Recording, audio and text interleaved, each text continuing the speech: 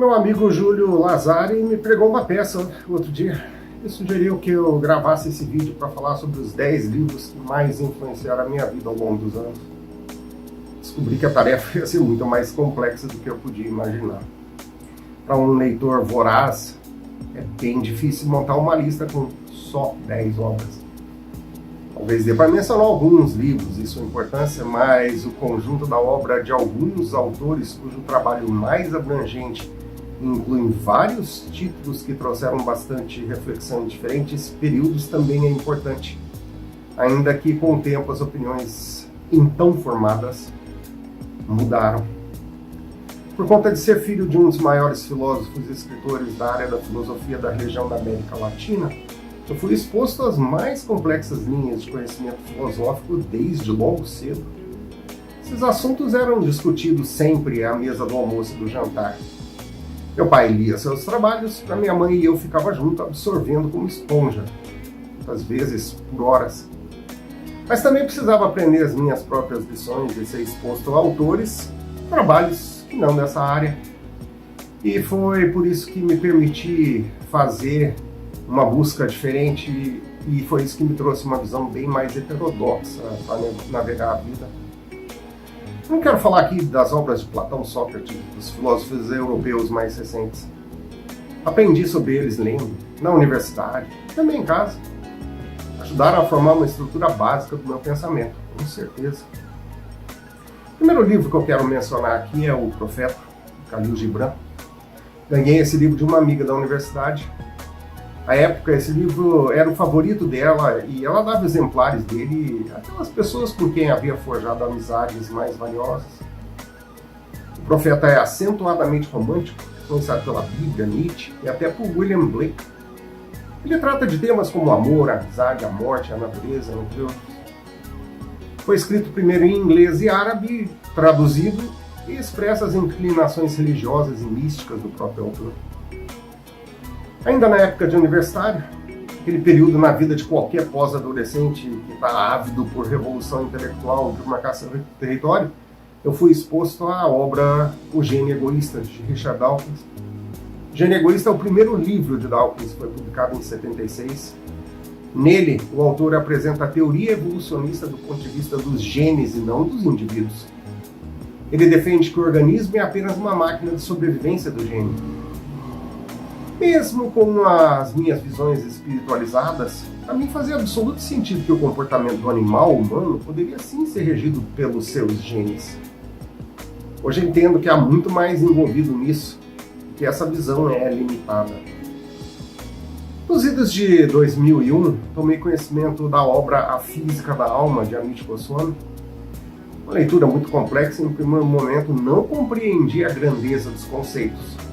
Mas com o tempo entendi que bem possivelmente a física quântica explicaria e explica o elo entre a consciência e o corpo físico e que a consciência realmente pode não ser um subproduto da atividade cerebral. Será que agora realmente a gente teria a explicação para a espiritualidade? Até hoje considero a leitura dessa obra um ponto de virada, em que os conceitos de Richard Dawkins começaram a perder um pouco do seu agarre na minha mente. Esse livro influenciou uma revolução silenciosa na forma como eu vi o mundo e pareceu ficar um pouco adormecida por quase uma década. Outros trabalhos de Goswami que foram importantes para mim foram O Universo Autoconsciente e O Ativista Quântico. Também em 2001 conheci Como Conhecer Deus, do prolífico autor Deepak Chopra. Esse livro, Chopra afirma que todos podem ter a experiência direta do divino. O sistema nervoso humano possui 7 reações biológicas que correspondem a 7 níveis da experiência divina. Eles não são moldados por qualquer religião em particular, mas pela necessidade do cérebro de encontrar um significado para um universo infinito e caótico.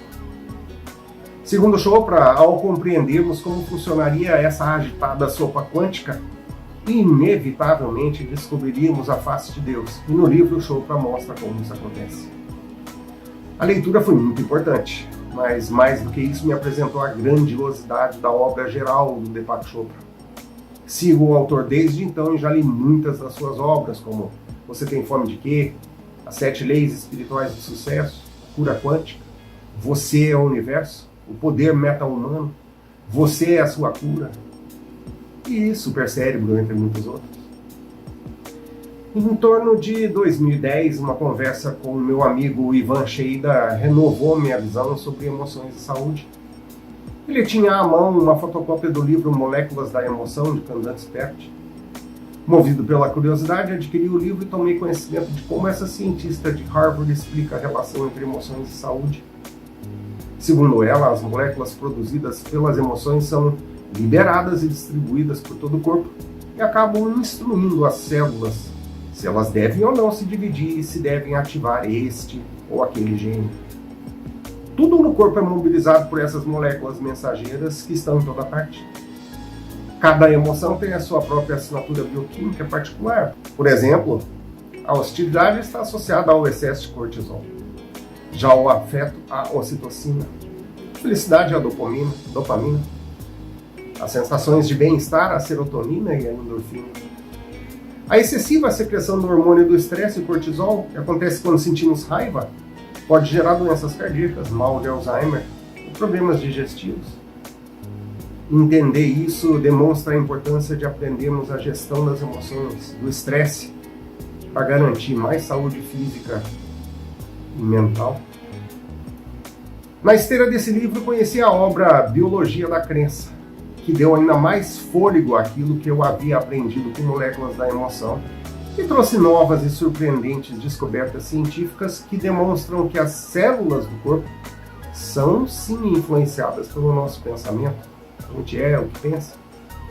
Nesse livro, o cientista Bruce Lipton, renomado biólogo norte-americano, descreve as reações químicas do processo celular e prova cientificamente suas descobertas revolucionariam a biologia. O livro tem uma linguagem bem simples e direta e ele é cheio de exemplos que mostram como a nova biologia está mudando o pensar de milhares de pessoas em todo o mundo, inclusive, devagarinho, na medicina. Desse ponto em diante, não era mais possível manter a explicação puramente genética do comportamento. Portanto, não era mais viável manter o gene egoísta como livro de referência. Eu sempre tive grande preocupação com a qualidade do sono. Escrevo e leciono a respeito disso desde há muito tempo. E em Por que Nós Dormimos, eu encontrei ressonância para esse assunto. Nele, o renomado neurocientista e especialista em sono Matthew Walker oferece um estudo revolucionário sobre como o sono afeta cada aspecto do nosso bem-estar físico e mental. Utilizando-se de recentes avanços científicos e décadas de pesquisa e prática clínica, Walker explica como podemos aproveitar o sono para melhorar o aprendizado, o humor, os níveis de energia, regular hormônios, prevenir câncer, Alzheimer e diabetes, retardar os efeitos do envelhecimento e aumentar a longevidade.